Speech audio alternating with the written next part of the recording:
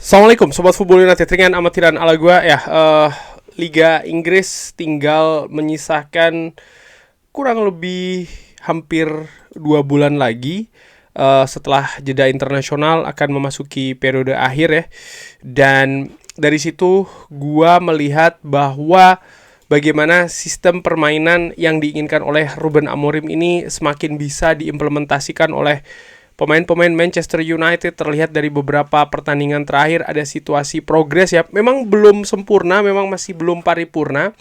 Gua pikir kedepannya sampai dengan akhir musim nanti mungkin hasil-hasil yang kurang maksimal, mungkin penampilan yang tidak bagus masih tetap akan bisa jadi diperagakan oleh ataupun didapatkan oleh Manchester United, tapi tidak berarti bahwa tidak ada progres sama sekali. Menurut gua dari beberapa pertandingan terakhir atau paling tidak dari 2 bulan terakhir, jika dibandingkan dari 2 bulan sebelumnya ada peningkatan. Mungkin sekali lagi ya, ini karena sering disalahartikan terlalu hitam dan putih, mungkin bukan atau belum sempurna, tapi sekali lagi ada progres di sana. Dan itu juga bisa terlihat dari pemain-pemain mana saja yang kalau gue bisa bilang menjadi pilar nih dari sistem filosofi permainan yang diinginkan oleh Ruben Amorim. Bukan hanya terkait dengan formasi, tapi juga karakter, tapi juga pengambilan keputusan.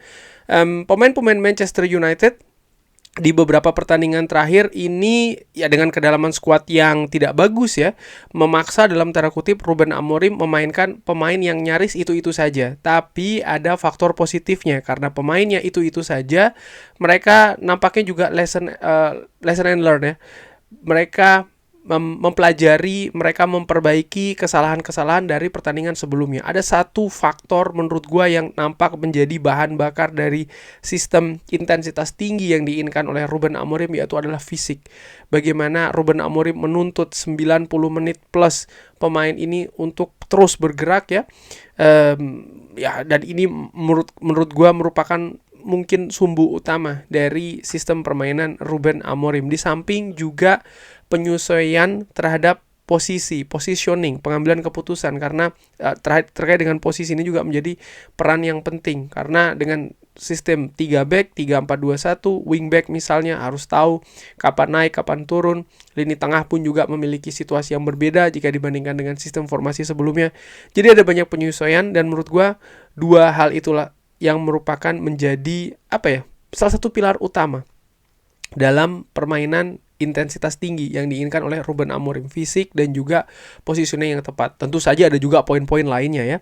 Dan pemain-pemain menurut gue semakin juga terlihat nih mana-mana siapa-siapa yang menjadi pilar dari sistem permainan yang diinginkan oleh Ruben Amorim, dan mungkin bisa jadi pemain-pemain ini statusnya cenderung lebih aman untuk musim depan. Kenapa gue katakan cenderung lebih aman? Karena dengan situasi finansial Manchester United saat ini, tawaran-tawaran bombastis yang datang bisa saja merubah skenario tersebut. Tapi pada prinsipnya gue melihat pemain-pemain yang akan gue bahas ini adalah pemain-pemain yang masuk ke sistem dari Ruben Amorim. Dari lini belakang, gue menilai Noussair Mazraoui. Noussair Mazraoui tampil luar biasa menurut gue ya semenjak didatangkan di musim panas kemarin, dan semenjak kedatangan Ruben Amorim dia bisa langsung nyetel nih dengan sistem permainan. Bahkan dia ini versatile, bisa bermain di beberapa posisi, center back, kanan, kiri, wingback, kanan, kiri, bisa dimainkan dengan bagus oleh Noussair Mazraoui. Walaupun tentu saja dia memiliki atribut-atribut tertentu di mana dia bisa bermain dengan kapasitas yang lebih bagus, misalnya di posisi wingback sebelah kanan menurut gue untuk Noussair Mazraoui. Tapi gue menilai bahwa ya pemain ini merupakan pilar bagi Ruben Amorim. Lalu untuk lini belakang lainnya gue juga menilai Matthijs de Ligt ya. Sempat ada keraguan apakah dia bisa bermain dengan sistem 3 back, karena di tim nasional Belanda ketika Louis van Gaal memakai 3 back dia kesulitan ini untuk bermain terutama di center back sebelah kanan. Bahkan posisinya di Qatar diambil oleh Jurriën Timber. Tapi Matthijs de Ligt menurut gue juga menunjukkan kualitas yang bagus. Dia bisa bermain di berbagai posisi, di center back ya, kanan, kiri maupun tengah. Juga bagaimana skill yang ditunjukkan, kontribusi yang diperlihatkan terutama dari sisi pertahanan luar biasa, tackling, merebut bola, duel, bahkan juga kontribusi ke menyerang. Menurut gue Matthijs de Ligt menjadi pilar. Pemain lain yang gue nilai juga menjadi pilar, yaitu adalah Leny Yoro. Leny Yoro walaupun ya musim panas kemarin didatangkan sempat cedera, tapi ketika diturunkan terlihat memang pemain ini memiliki potensi yang besar, terutama untuk posisi center back, bisa bermain di berbagai posisi juga, dan ini merupakan ciri khas ya sistem dari Ruben Amorim, artinya pemain itu dituntut untuk bisa bermain tidak hanya di satu posisi, dan Leny Yoro menurut gue menunjukkannya, di samping juga kontribusi permainan yang bagus untuk pemain yang masih berusia muda.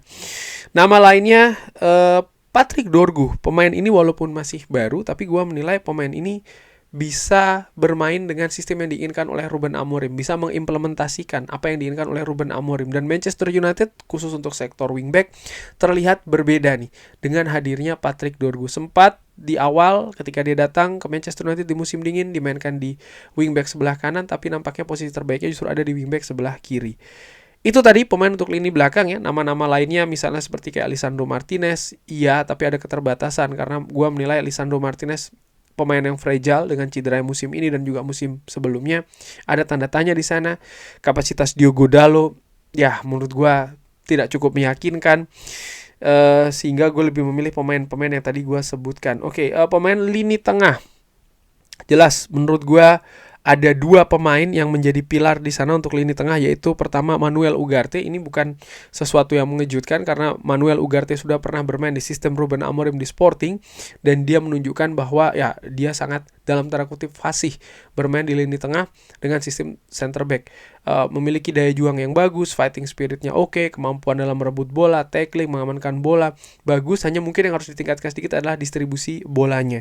Pemain lain menurut gua yang ya jelas terlihat dia benar-benar mungkin pemain yang paling nyetel, yaitu adalah seorang kapten fantastico magnifico Bruno Fernandes. Ini gue tidak perlu jelaskan lebih lanjut karena semuanya terlihat sangat jelas, sangat terang sekali.